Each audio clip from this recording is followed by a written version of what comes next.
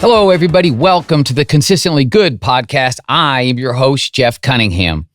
I'm really pumped up about this episode because I'm going to be talking about the success failure mindset that we fall into in running. A lot of times our goals can be obsessions, right? And those obsessions can carry us with a success fail mindset into workouts.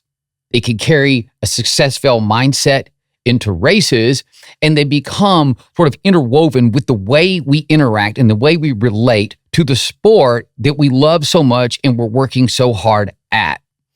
At the end of the day, I'm going to be talking to you folks today about how we can characterize our performances, about how we can look at the way we are training, the way we are racing, look at the data, look at the results that we have both compiled and continue to compile, and talk about them, not just to others, but to ourselves in a way that does not leave us set up for failure, burnout, ridicule, but rather self-congratulatory words, being proud of ourselves, and being able to understand that we can wrestle success by defining success in most cases without falling into the binary success-fail.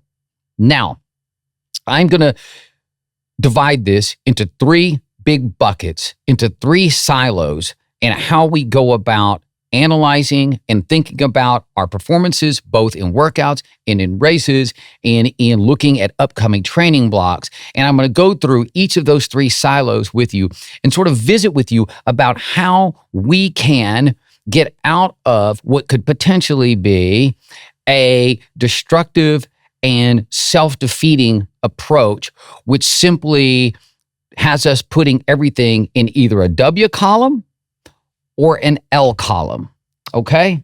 Now, in looking at this, I call it the success-fail dichotomy.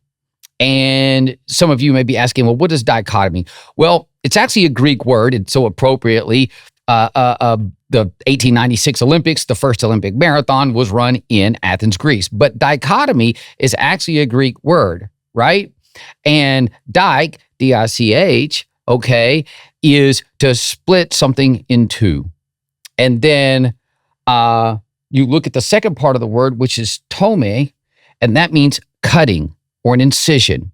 And so what we don't want is this scission, this gap, this slicing of everything that we do and putting it into two big piles, which is the success and the failure dichotomy, okay?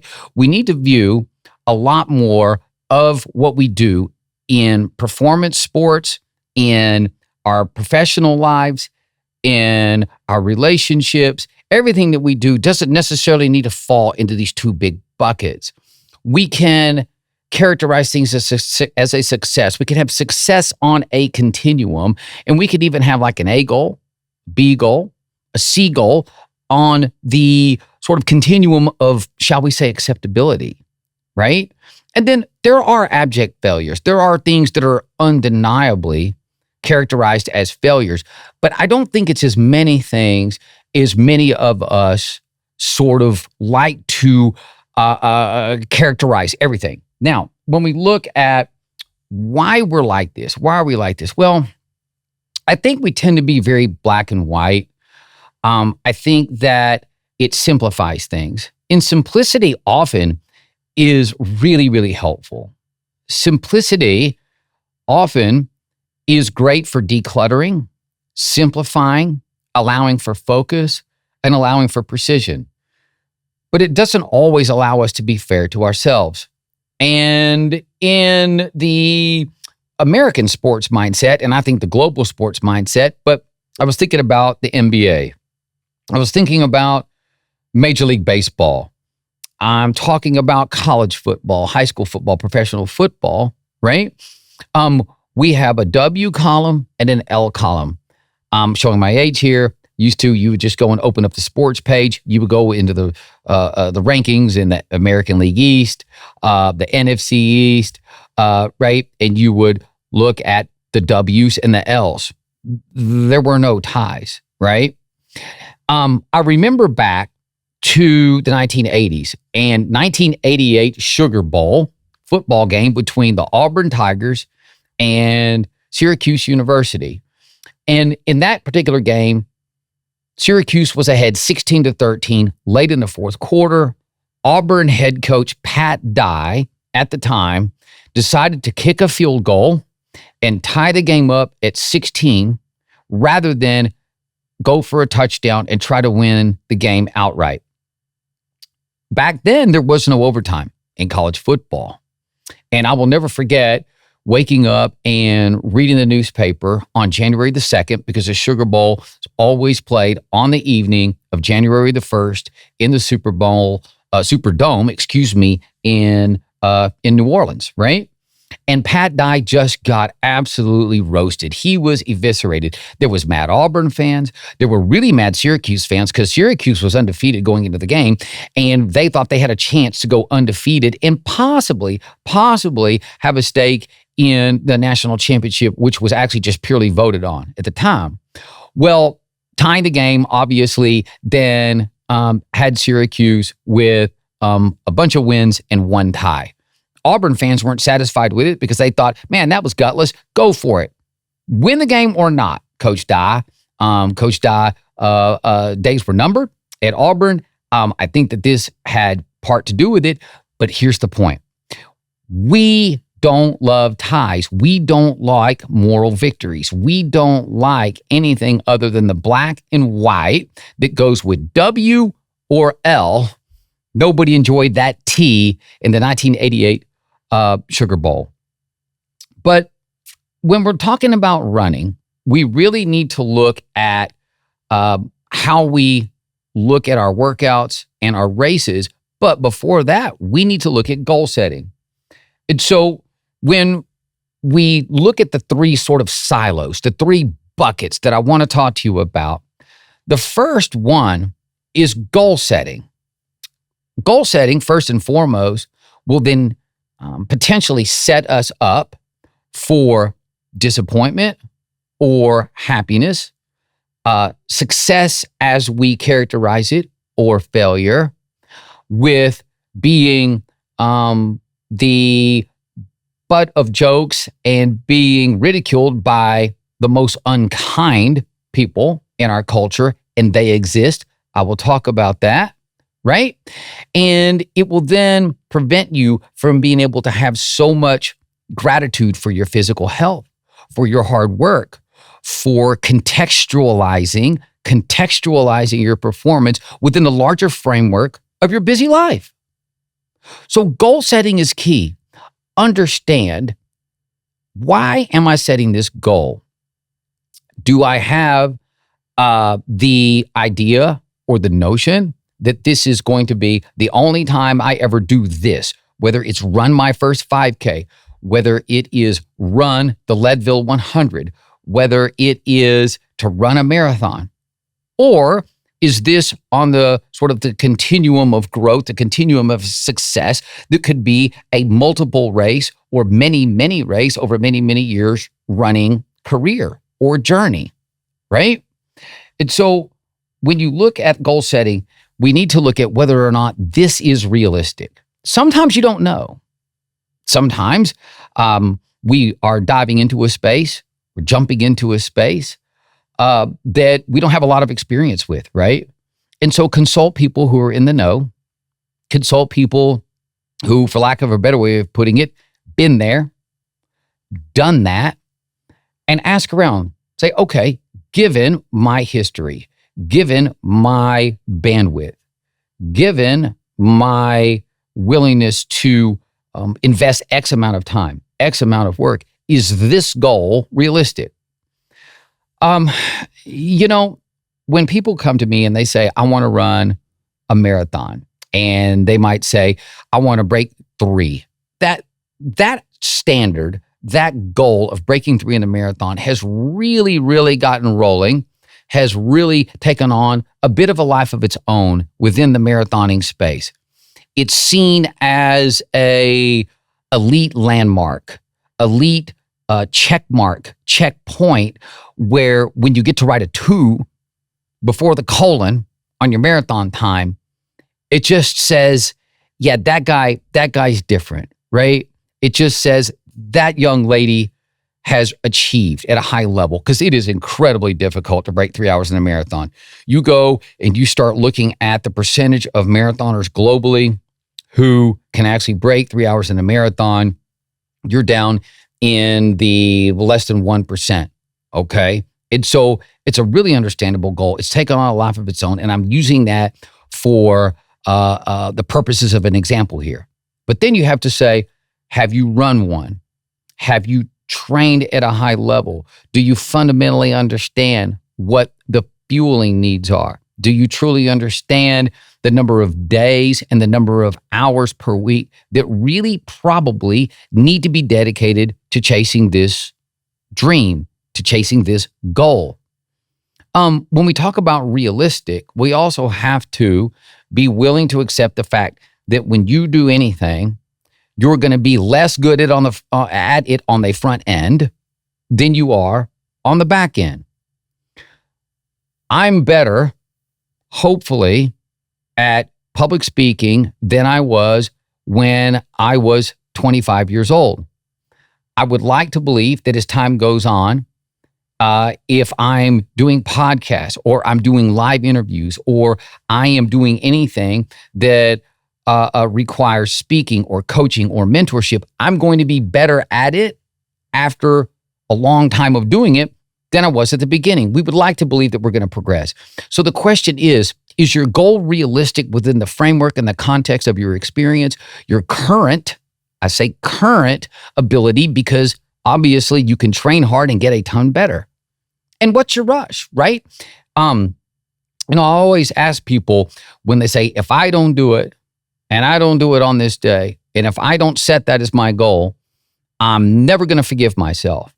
And I always ask them, do you have a direct line to the big fella up there where he's going to tell you the apocalypse is coming on this date? Everything's going to come to an end. This is the last marathon that's going to be ever held on the course of human history. If you don't do it then, you ain't ever going to do it. Well, the answer is no. I mean, I've never gotten that response because clearly that's unrealistic and it's silly. But I do ask it because I ask people, what's the rush? What's the rush? You're 25 years old. You probably have 15 years of PRs in you if you invest. What is the rush? Let's set a chewable goal.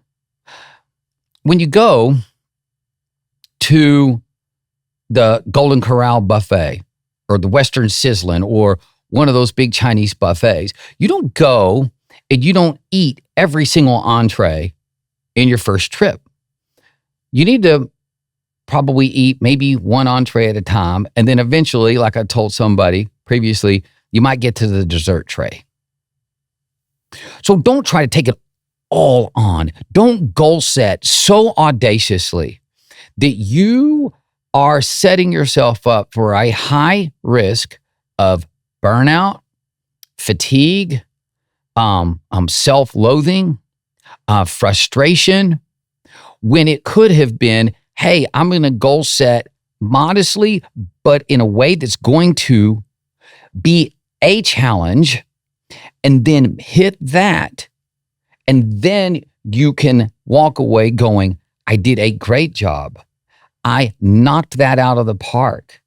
I had so much fun. I'm so filled with gratitude about not only my physical ability to do this, but filled with gratitude to myself for the hard work that I put in. And then I got a result that was reasonably calculated if I checked all the performance and all of the work ethic boxes along the way. You achieve it and you walk away with success without setting the goal so far out that you're minimizing your chances of hitting that to the degree where you are almost guaranteeing a loss, a failure, disappointment that could actually then be an impediment to your willingness to continue your growth and your journey in the sport or in any endeavor it is, right?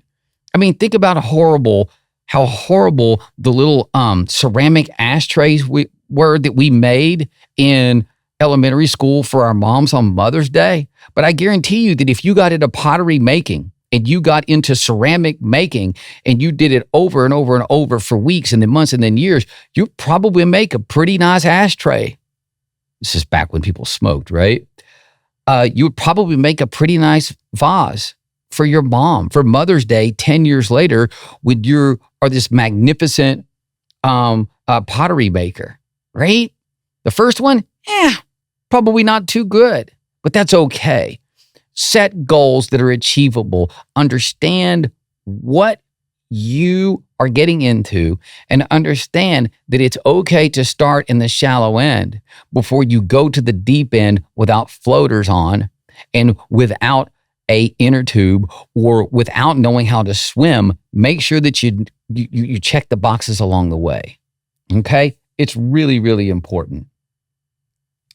When you look at social media and the interplay of the pressures that go with goal setting, that then I think in some people's minds force them into quote unquote calling their shot. We all remember,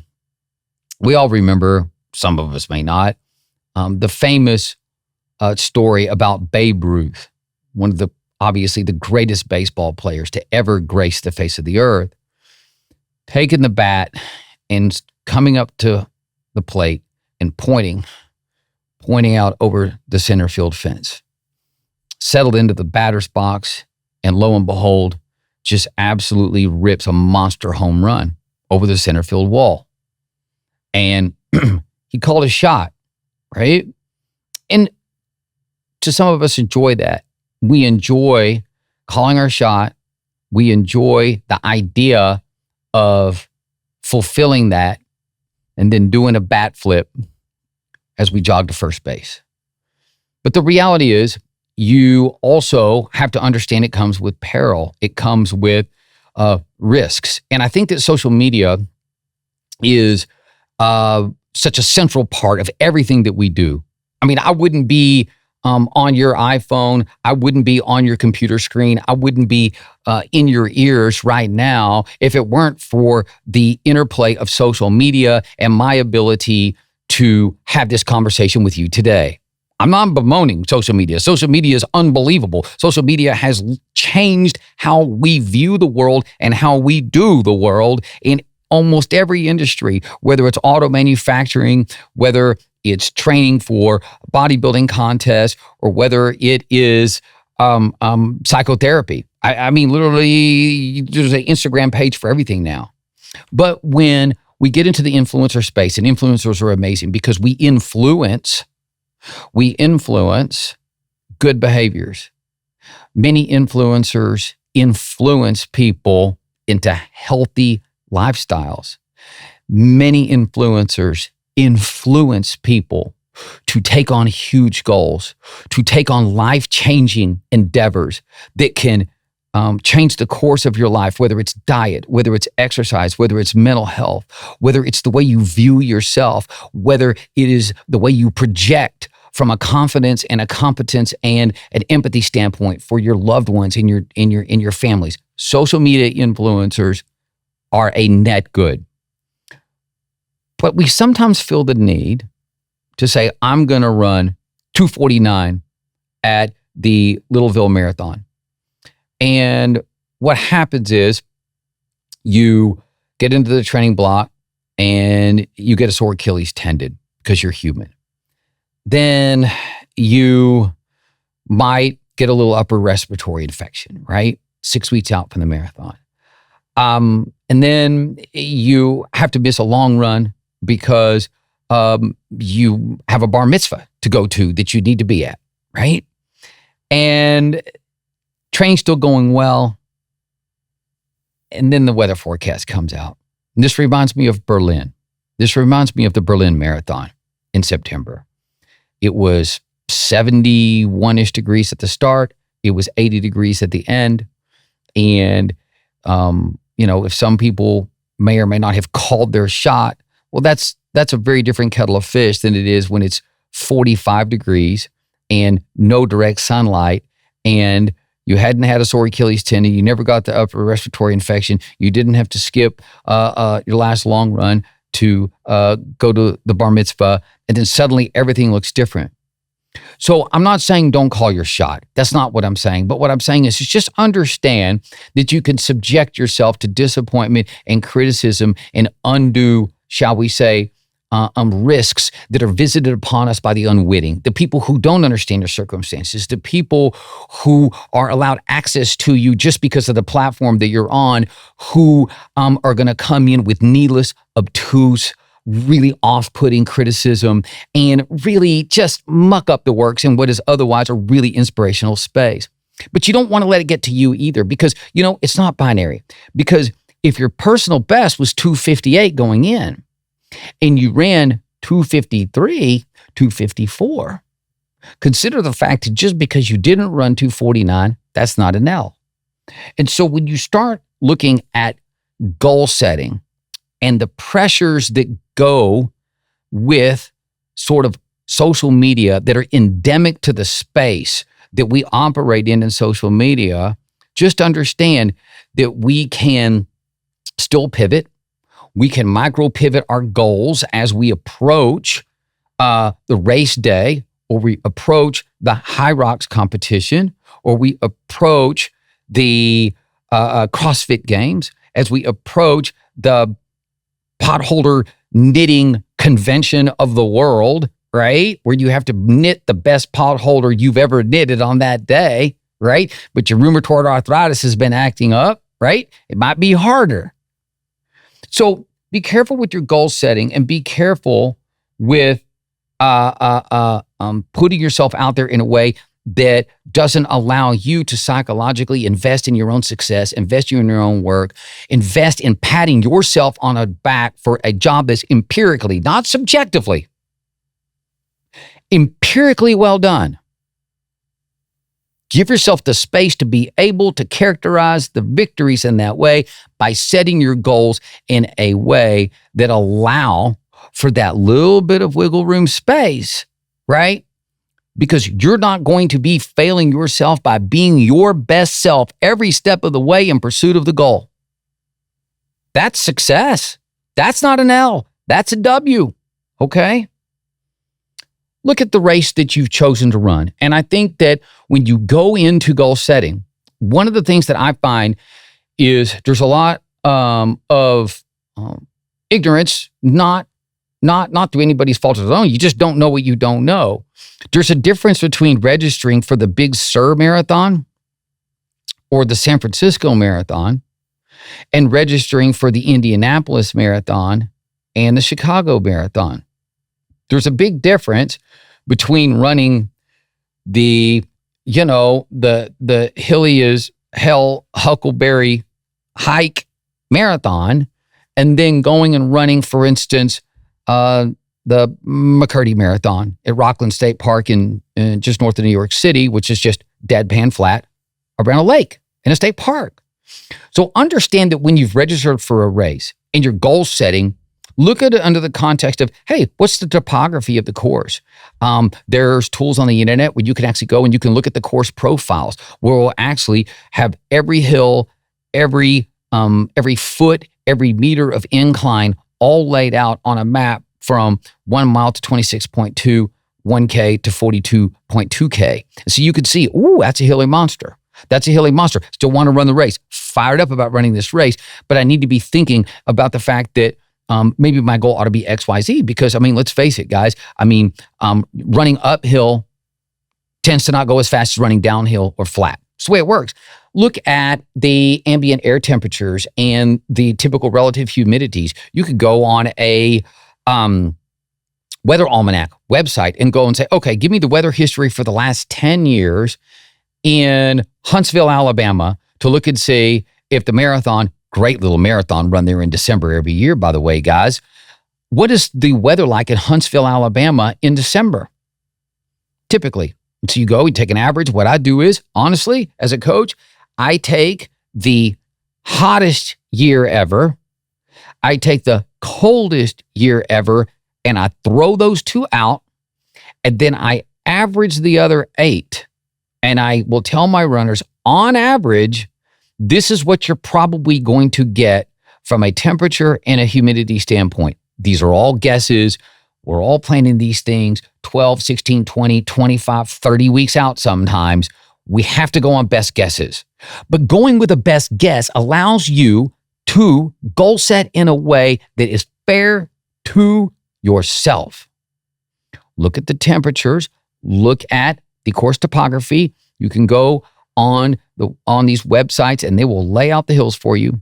It will show you where the downhills are, and they will even give you the metrics, total number of incline, X number of feet, et cetera, right? Look at the depth of the race. If you want to go and you want to run a 2:10 marathon on this course, but nobody's ever run under 2:55 on it, understand you will be running alone at this race. That can affect your goal setting.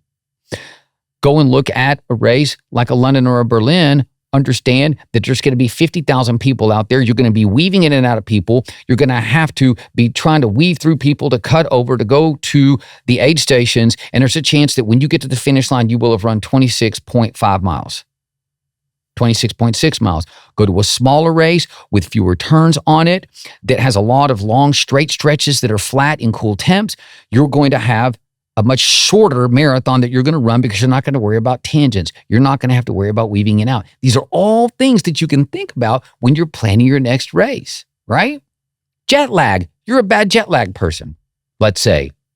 Well, even though it's the perfect race in the perfect weather, typically it's the perfect size. This is not going to have you anxious with like a lot of the race day logistics in the mornings, such as where your hotel is, how long it's going to take to walk to the start, blah, blah, blah. But if you're a jet lag person who suffers from jet lag and doesn't do as well, well, then maybe traveling 4 time zones might not be the best idea.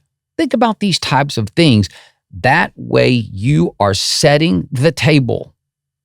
You are setting the table for success. You don't want to show up to the table and only have a plate, but you ain't got a fork and you ain't got a knife. Set the table. Get your fork, get your plate, get your knife, and then that way, when dinner finally arrives, it can be a successful deal. Because at the end of the day, we want to go out there and we want to compete. We got to let them eat, baby. Let them eat. Okay? But you've got to let yourself eat. You must let yourself eat by looking at the factors that can be predictors and impediments to your success. Jet lag, weather, course topography, right? Morning logistics. Are you going to have to ride a school bus to the start? Are you going to have 4 hours between when you get on the school bus in Boston and when the gun goes off in Hopkinton? Are you going to have to get on a bus and go from downtown Sacramento all the way up to Folsom? And that comes with a host of considerations that's very different. Then you walk out your hotel in downtown Indianapolis, and there's literally 10 or 12 4 to 5 star hotels within a 4-block radius of that starting line. You can literally just walk there, right? Look at the difference between the way they sequester you in the corrals in New York City, between the way you walk into the corral at the Houston Marathon. And these are things that you analyze when you're goal setting that's going to allow you to have a good day. Are you good at training from hot weather into cold weather? Training from July into November? Are you good at training from cold weather into hot weather? If you pick a June marathon, if you pick a late May marathon, like the Bayshore Marathon in Michigan, a June marathon, Grandma's, right, in Duluth, you look at the Eugene Marathon, the last weekend in April, are you good at going from winter, where you are, January or February, when you start this training block possibly, and then it gets warmer and warmer and warmer? Are you okay with understanding pace adjustments and the way you're going to have to deal with hydration and nutrition and sweat loss and the things that are going to come with going from being acclimatized and being used to colder weather and then moving into warm weather? Do you live in Anchorage, Alaska? Is it going to be okay to go from there to a warm climate to run a race? Or do you live in Dubai? Do you live in Sao Paulo, Brazil? And is anything under 70 degrees going to make you want to race in a puffer jacket. That can alter your planning and the way you goal set. I think you guys get the picture.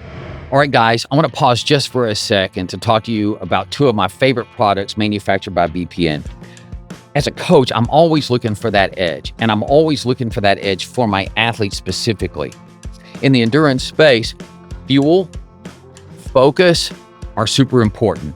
G1M Sport, G1M Sport Plus provide all of those. Now, G1M Sport, you can use pre-workout and pre-race and intra-workout and intra-race with that wonderful combination of sodium and cluster reduction carbohydrate. We ratchet it up a bit with the G1M Sport Plus that adds in nootropics for cerebral function and focus, and then caffeine, which accomplishes the same and is a legal performance enhancer. G1M Sport Plus, you want to use this as a pre-workout and a pre-race to get you ready to be as razor sharp as you can be and fueled going in for maximum performance. G1M Sport, you can then use it during that workout and during that race. You can even hit some of it before your workout in your race. At the end of the day, this in the fueling world is when perfection collides. BPN is on the cutting edge of endurance fuel. So go to bpnsubs.com and pick up your G1M Sport and your G1M Sport Plus to maximize your potential as an athlete. Training and preparation. This is the second silo. Training and preparation is your second silo. And one of the challenges that I've got is that there is a strict adherence that is really, really noble. And I would rather try to coach this out of somebody than coach it into them, which is adherence to process. A almost dogged determination and dogged need to hit splits exactly as assigned. If Coach Jeff says go run 10 times an 800 and 3 flat, darn it, I'm going to run 10 by 800 and 3 flat or die trying. And if I average 302, am I going to call it a failed workout or am I going to call it a successful workout? And these are the types of things that I really try to emphasize when I'm coaching you all, advising you all, or just reaching out to you all to try to provide some sage advice, which is your body doesn't know the difference between a 302 800 meter rep and a 3 minute. You're using the same system. You're getting the same aerobic benefits. On a cellular level, you're getting the same physiologic response. Your body doesn't know the difference of 2 seconds on an 800 meter rep in practice on the 9th rep, right? That is a successful workout. Let me reiterate that. If I tell you to run 10 by an 800 in 3 minutes and you average 302, you have succeeded. That workout does not go into the L column. And in fact, what if it was a little bit warm, you were a little bit tired, and you ran 302s on purpose so that your effort level would never rise to the level of being race effort in practice?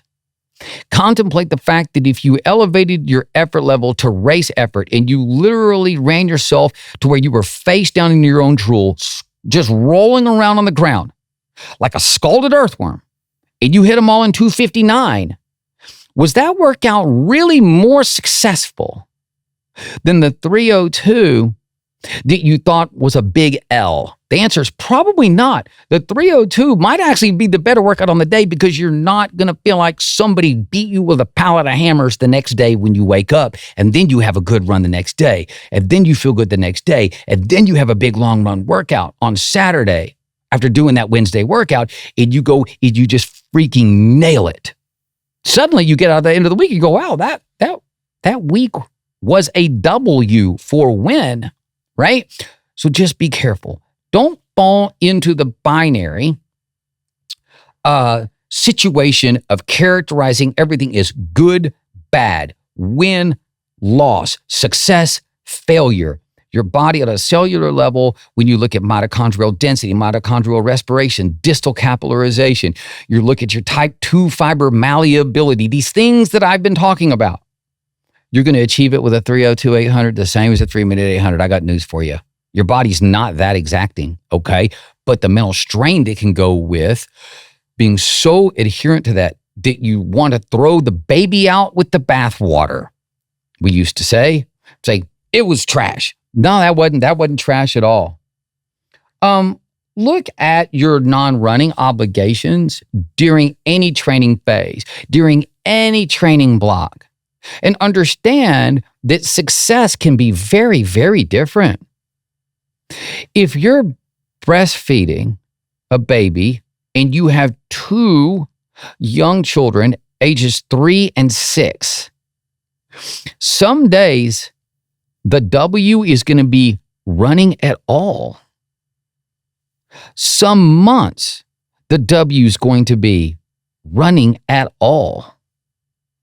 So don't go and register for a race and say, I have to train every day or I'm going to be a failure. But then you look at the context of your life and you look at your bandwidth. If you're an accountant and it's tax season, you have to understand that, from, late March to April the 15th is going to be pretty rough. And then from October 1st to October the 15th could be pretty rough for you from a professional standpoint. Maybe not rough because you might be an amazing accountant. You might have an immense amount of work. You might be turning an amazing profit and providing for your family and for your loved ones. That's the W that you need. But you might have to understand that success in the running space might be, hey, you know what? Maybe I'm going to run 4 days a week. That's my success. I don't need to throw it all into the L column, into the loss bucket, right? This is that success fail, the win-loss dichotomy. We got to stay away from it, okay? Also, who is coaching you? Who is advising you? What are you being told is a win and a loss? What are you getting from a messaging standpoint that allows you to understand your training, to understand the process, to be able to characterize each easy run, each workout, each tempo run, each long run, each week, each month, each training block as a success or a failure, right? So be thinking about the messaging that you're getting. Ask yourself, does this feel good? Does this align with my stress levels, with my mentality, with my view of the world, right? And does this align? And do I feel beaten? Do I feel badgered? Do I feel over criticized? And sometimes it's a fine line because sometimes you got to coach people hard. I have to coach some people really, really hard. Sometimes I'm the bearer of bad news temporarily, very temporarily, very rarely. But sometimes hey, that's not good enough every once in a while, right? Differentiate that, which is mostly, I would hope, viewed as constructive criticism. And somebody is saying, man, you just don't, you're not committed. You or that workout was a failure. I told you to run 8 times 1K in 4 minutes and you ran 8 times 1K in 4:04. Well, you slept 3 hours the night before. You got in a fight with your significant other because they hung the toilet paper hanging down against the wall again. Your toddler woke up and threw up 3 times, okay? And then the dog went out and ate a bunch of fish in the line and then got it stuck in his butt. You had to go to the vet. Well, you might not be feeling great that day. 4:04 for a case is a big old W. That is not an L. Racing and competition. This is the third big silo that the planning and the goal setting and then the training within the context of your experience, within the context of your bandwidth, within the context of your God-given talent. The racing is the culmination of all of that. The race result is the result, in part, most of the time, of the quality and the depth and the thoughtfulness of your planning, the quality and the depth, the attention to detail within all the parameters that you could control of your training, and then you get to race day. Now, for the I called my shot people, I love you, and sometimes I called my shot is definitely where we want to go because it makes some sense, and we also have to decide, do we care? Do we care? But the reality is, going into every race, I encourage almost everyone to have a primary, secondary, and a tertiary goal. an ABC goal, a 1, 2, 3 goal, whatever we want to call it. Let's go in with 3. And I don't mean to necessarily boil this down where every single person must have 3 definitions of success going into every race, because there might be some rare instances where there is only one. I mean, that's really, really rare, guys. Okay. I mean, I suppose if you're the number 1 ranked 100-meter runner in the world and you go to the United States Olympic trials, you know that you have to be in the top 3 to make the Olympic team. 4th place could be, in certain contexts, be disappointing and could be characterized as an empiric L. And so anything short of top 3 is an L. Listen, I get those scenarios. How many of us are ever in a position like that? Usually it's, I'm training to run XYZ in a marathon. I'm going to finish 1,740th on average if I hit this goal. But if I don't, then I'm going to go and throw myself in a crying heap, into the scrap heap of human dreams if I don't do it. Don't do it. Don't do that to yourselves. I'm pleading with you. Don't do that, right? Because I will remind you, 0.014% of all people in the world are even going to run a marathon annually. You are elite. You are above average. You are actually trending toward exceptionalism by even hitting the finish line. So let's get your A goal, your B goal, your C goal. A goal is, I trained perfect. The weather was perfect. I felt perfect. And I'm going to go and I'm going to shred. I'm going to stomp necks. B goal is whatever you decide it is. Hey, any personal best at all, even though I think I'm in shape to get a 10-minute PR, any PB should always be celebrated. Any personal record you ever achieve must be celebrated. Think about the person who can't run that personal best. Think about the people who are watching you, and are you conducting yourself with grace and maturity and restraint and gratitude? And it's a bit strange when somebody goes and runs the fastest they've ever run, but then characterizes the day as a failure. Don't do that. Maybe, I'm just saying this as an example, maybe that's your B goal.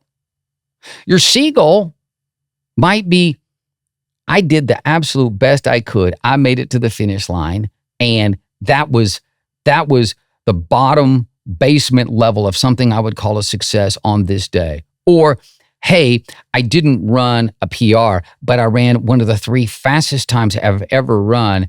And given the fact that it was 10 degrees warmer than what it was predicted to be, it got really, really windy at the end. And I had some really big projects at works in the last 4 weeks where I had really, really been going on less sleep than I need. This was good. So I hit my C goal.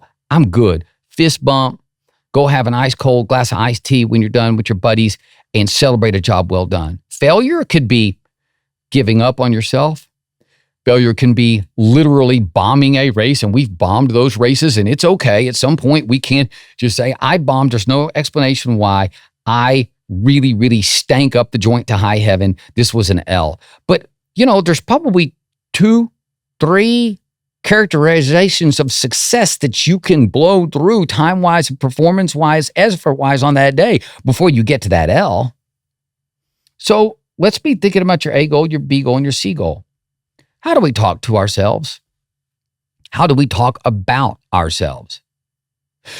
If you call yourself a failure, other people who might have previously been really inspired by you, who might have previously been looking up to you because your tenacity, your dog work ethic, your ability to inspire others might view you differently if you talk about yourself in a needlessly self-deprecating way. Do not do that. You're tough. You worked hard.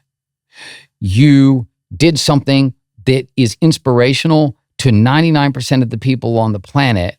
And be careful how you talk about yourself, because in 99% of the cases, I will look at people and tell them, 1, this doesn't define you. This isn't who you are. 2, you are good enough. You are capable enough. You are talented enough. Today just didn't go your day. But don't denigrate yourself. Don't run yourself in the ground. Don't say, I suck. I failed. I'm a failure. I stink. I'm not tough. I'm not good enough. I'm not capable. That's not good for you. That's not fair to you. And I really, really implore people to stay away from that kind of negativism. Don't do it, because I guarantee you, nobody in your sphere outside of the most revolting, disgusting personalities who just love to seek the joy in other people's failure, and there aren't very many of those people on this planet, thank goodness, in my experience. Don't give them your peace by denigrating your work ethic, your talent, your capability, and your worth to yourself, that then keeps you from being as worthy to others, keeps allowing you to be of service to others. When I say of service, I mean being an inspiration, being somebody looks up to, being somebody who's viewed as not petulant, but measured, secure, thoughtful, and emotionally in control. These are all things that we can control by not characterizing everything in the L column if it doesn't go exactly how we want it to go on race day. Listen, if things always went as well as we wanted them to go, I'd be handsome, but I ain't. I got to deal with it, right? We don't always get what we want. All jokes aside, we don't always get what we want. It's an axiom for life. It's a metaphor for life, right? So what are you going to do? You're going to not pitch the image that you are less good because you're not less good. You're not going to pitch the narrative that you are untalented or that you stank, because you want to know what? You finished a darn marathon and you ran 3 minutes slower than what you wanted, but you just ran a 3-minute PR, or you just ran the fastest race you've ever run when the starting temperature was over 60 degrees in a race. I can tell you, I've never run well in a marathon when it was over 60 degrees at a marathon. Okay? Ever. I haven't. I'm a big time sweater. I literally have salt running out down into my shoes by the first mile. And so I have to engage in goal revision on that day to characterize my success, or I'm going to be left laying face down in the street because of my petulant, complete unwillingness in January 1998 to not revise pace. I showed up to the Houston Marathon. It was 68 degrees at the start. I had trained all winter in temperatures between 35 and 50 degrees. And darn it, I was going to run 2:29 the first time I ever went to a starting line in a marathon. And I didn't have the respect for the space. I didn't have a respect for the distance. I did not engage in any willingness to have some goal revision and wrestle success on a day when I could have gone out and run 2:39 and probably been okay. But nope, I had to run 5:40 to 5:43 pace. And I hit the half marathon in 75 minutes, and then cramping started. I literally ended up wiping sweat off of my eye. My eye cramped, my arm cramped, and I punched myself in the face. And then I bent over, and then my diaphragm cramped. And so I lurched forward with my hand stuck to my face. And then I shifted my weight onto my toes, and then my calves cramped. And so then when I reached down to try to grab my calf, my hamstring cramped, my heel went into my butt. I'm standing there on one leg, and I topple over and I roll so I wouldn't break my collarbone in the middle of Memorial Park at the 22-mile mark of the 1998 Houston Marathon. Why? Because I refused to accept the fact that success could look different than what I envisioned it, because 68 degrees at the start of a marathon when you've trained in 35 to 50 degree air made it difficult, right? I got up and I walked 15 minutes a mile for the last 4 miles. It took me 1 hour, and I ran a blazing 3 hour and 20-minute marathon in my first marathon ever with a 1:15 flat first half marathon. Y'all do the math. That is really amazing. But it was kind of a cool story to tell, watching my body like fold up like one of those bad, like a Megatron with the Transformers, and so like folded up and just fell over, right? So know exactly what you're doing on race day. And then when you look at your external pressures, the external pressures are you need to run that time. We think you are going to run that time. We think that you're capable of running that time. Don't let that then con you into believing that if you don't run that somehow you failed, because you have to do some contextualization of what's the weather, what's my training like, what's my fitness like, what kind of cortisol levels do I have because my boss yelled at me and, I had this project due and I haven't been sleeping. These are all things that sort of go into this sort of this morass of analysis that we have to engage in to contextualize our performances. Listen, final thoughts here is give yourselves grace. And it doesn't mean let yourself off the hook. That's not what I'm saying. Giving yourself grace contemplates that you're going to be fair to yourself. A refusal to ever give yourself grace, that is not fair to you. That's not fair to your family members, your loved ones, your friends, and your confidants who watch you not ever give yourself grace, and you end up getting potentially to a place of brokenness, a place of sadness, a case of perpetual frustration. Give yourself grace within the parameters of success. Success isn't a pinpoint. Success is multiple pinpoints on a continuum of success. Success is a continuum. It's not a single dot. You can't have failure, but failure is much farther away. Listen to what I'm saying. Failure is much farther away from you at any given time in your lifespan than what you actually realize. And many times, it's because of our lack of willingness to give ourselves grace because somebody or something has crept in and said that that's weakness. Giving ourselves grace is somehow us being less good, because if you were really committed, if you were really tough, if you were really intentional, you wouldn't have to give yourself grace because you would just be a high achiever. That's not the way it works, guys. Now listen, high achievers do have great work ethic. High achievers do have intentionality in more areas of their life than the people who are not high achievers. High achievers have high levels of talent. They're given this talent, this garden of talent. It's been bestowed upon them by God, but it's up to us to water that garden so that the talent garden can bloom. But you must give yourself grace every step of the way, because every once in a while, there's going to be a couple of weeds that grow in the garden. So don't declare yourself a failed gardener. Just go pull the weeds. You see what I'm saying?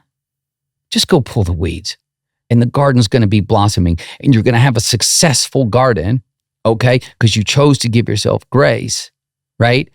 Water your talent garden, and it will blossom, but define success on a continuum so that you don't needlessly go into the realm of self-loathing and disappointment.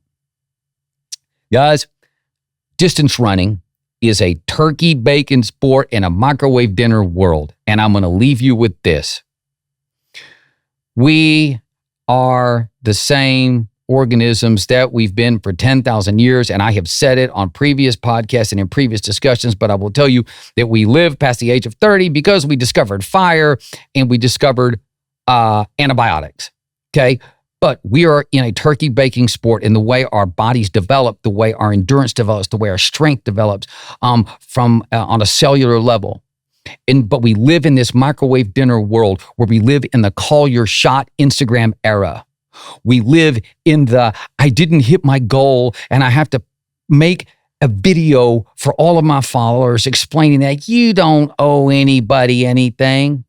This is a turkey bacon sport, and I understand we're in a microwave dinner world. But you want to know what? Every microwave has a button on it that says, add a minute. Every microwave has a button on it that says add 30 seconds. So we can be in the microwave dinner world, but guys, sometimes maybe we could recharacterize success by just hitting add a minute. Now, I want everybody to think about what I've talked about here today. I'm really emotional about this, and I care so much about people getting everything out of themselves in a way that's healthy, in meeting their dreams, chasing their goals, and letting running be an adjunct to our busy lives rather than a stressor. And so with that, I'm imploring every single one of you to go be good. But more importantly, and I cannot stress this enough, let's go be consistently good. Love you all. Coach out.